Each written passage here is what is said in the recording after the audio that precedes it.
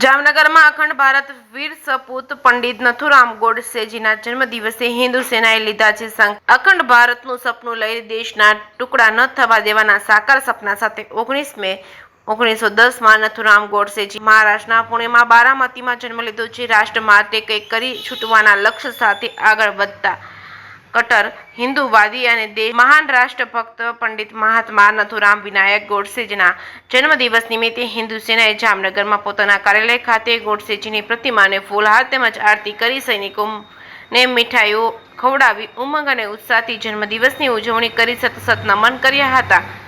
નથુરામ ગોડસેજીની અંતિમ ઈચ્છા હતી કે સિંધુ નદી અને અખંડ ભારતમાં વહે, ત્યારે સિંધુ નદીમાંથી એમની અસ્થિ વિસર્જન કરવામાં આવે। હિન્દુ સેના પણ હિન્દુ રાષ્ટ્રને અખંડ ભારતના સ્વપ્નને સાકાર કરવા આખરી દમ તક લડવાની તૈયારી સાથે આગળ વધી રહી છે। ત્યારે જન્મદિવસની ઉજવણી સમયે નથુરામ ગોડસેજીના ફોટાવાળા મોટા સ્ટીકરો કે જે સ્વેચ્છાએથી પોતાની દુકાન, ઓફિસ, ઘરે લગાવવા માંગતા હોય ત્યાં હિન્દુ સેનાના સૈનિકો જાતે જઈ લગાવી અને આ ગોડસેજીની વિચારધારાની જ્વાળા હંમેશા ચલતી રહે તે માટે સંકલ્પબદ્ધ થયા હતા।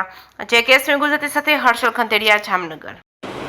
જય શ્રી રામ, જય શ્રી મહાકાલ। કિશનનંદા હિન્દુ સેના જિલ્લા પૂર્ણકાલીન 19 મે એટલે કે આજે પંડિત મહાત્મા નથુરામ ગોડસેજીની જન્મ જયંતિ નિમિત્તે હિન્દુ સેના કાર્યાલયે જામનગરના હિન્દુ સેના કાર્યાલયે જામનગરની ટીવીમાં નથુરામ ગોડસેજીની પ્રતિમાને ફૂલહાર કરી અને દુકાને તેમના ફોટાવાળા સ્ટીકર ચોંટાડ્યા અને નથુરામ ગોડસેજીને વધુમાં વધુ લોકો જાણે, તેમની ક્રાંતિકારી વિચારધારા સતત જીવંત રહે તેવો હિન્દુ સેના જામનગરનો એક નાનકડો પ્રયાસ। જય શ્રી રામ।